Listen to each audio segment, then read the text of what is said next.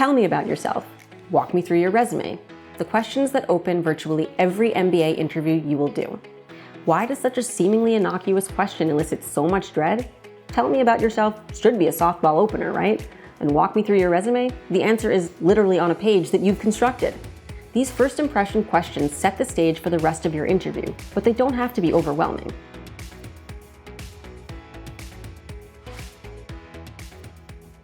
Hi, I'm Gavriella Semaya, and as a senior consultant at mbaMission and a certified executive coach, I've prepared hundreds of clients for interviews. In this video, I'll explain how to approach these fundamental interview questions and some common pitfalls to avoid. I like to think of the opening question as a highlight reel, the key turning points in your life and career with just enough voiceover to explain why these events mattered. The key is to strike a balance between providing enough information that your interviewer understands your path, how and why you went from A to B to C, without getting lost in the minutia of every project you've ever worked on. So let's break it down. Tell me about yourself and walk me through your resume are essentially the same question. Even if your interviewer starts by asking you to walk them through your resume, it's helpful to provide some context about your background. We all had lives before our first jobs, and those foundational elements of your story help your interviewer understand the factors that shaped who you are. But limit yourself to the basics, where you were born and any central facts about your upbringing. This is when you should explain any distinctive details, such as, my parents immigrated from Algeria, or I grew up in Costa Rica before moving to Atlanta when I was 8. Or my family moved 6 times while I was growing up because my father worked in construction. And if your story is more common, that's okay too. I grew up in a suburb outside of Philadelphia is equally worthy of mention. You don't, however, need to explain your middle school hobbies or high school extracurriculars. At this point, those experiences are too far in the past to be relevant. From there, jump to college, where you went to school, what you chose to study, and in one sentence, why you made those decisions. This might sound like, I went to the University of Virginia because its McIntyre School is such a strong business program, and I wanted a true college town experience. If you were heavily involved in any campus activities, studied abroad, worked full-time, or held any significant internships, you may want to mention those details, but be judicious. Only mention those that reveal something about your interests, your values, or your commitments. You'll start to lose your interviewer's interest if you mention every intramural sport you played, or that one time you tried out for an a cappella group. The rest of your overview can be somewhat structured. Start with your first job post-college, then move from job to job until you arrive at your current role. Remember, provide just enough detail for your interviewer to understand where you worked, why you chose the role, and what your job entailed. For example, you might say, after college, I joined Top Notch Agency, a boutique digital marketing firm, where I learned the ropes of digital marketing and content creation, supporting clients such as Warby Parker and Smartwater. I was promoted to senior associate, but after my second year, I wanted to move in-house to have greater influence over strategy rather than individual campaigns.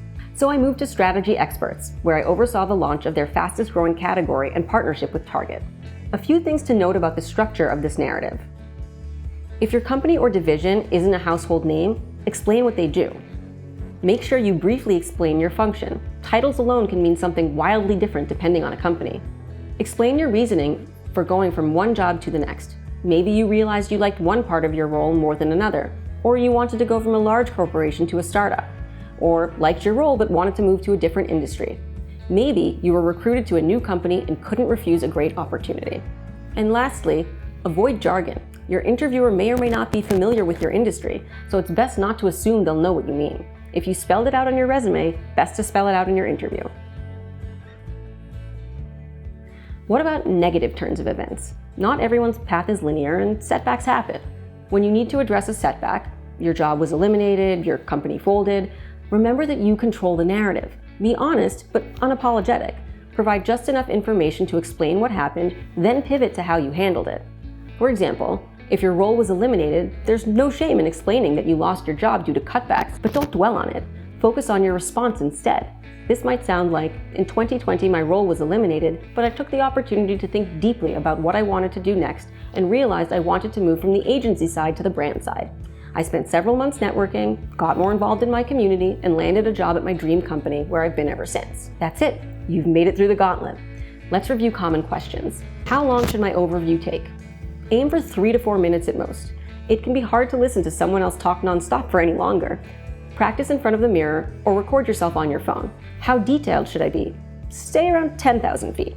I worked as an analyst at a bank for 2 years doesn't tell your interviewer anything, but I worked on the quarterly OTB and created PowerPoint presentations for clients is overly detailed and equally meaningless.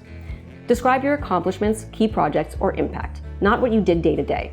And remember, if your interviewer wants more details, he or she can always ask a follow-up question. What should I do if I lost my job?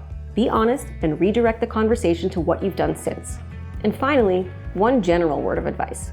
It may sound cliche, but be yourself. And remember that it's an interview, not an interrogation. The goal is to explain where you come from, where you've been, and where you're going. You choose which points to highlight along the way. With these tips, you should be able to begin your interviews with confidence. If you have questions about interviews or any other part of the MBA application process, sign up for a free consultation with an MBA Mission expert by clicking the link in the description. And if you like this video, be sure to like it and subscribe to our channel for even more MBA admissions advice and resources. Thanks so much for watching, and we wish you the best of luck in your interviews and beyond.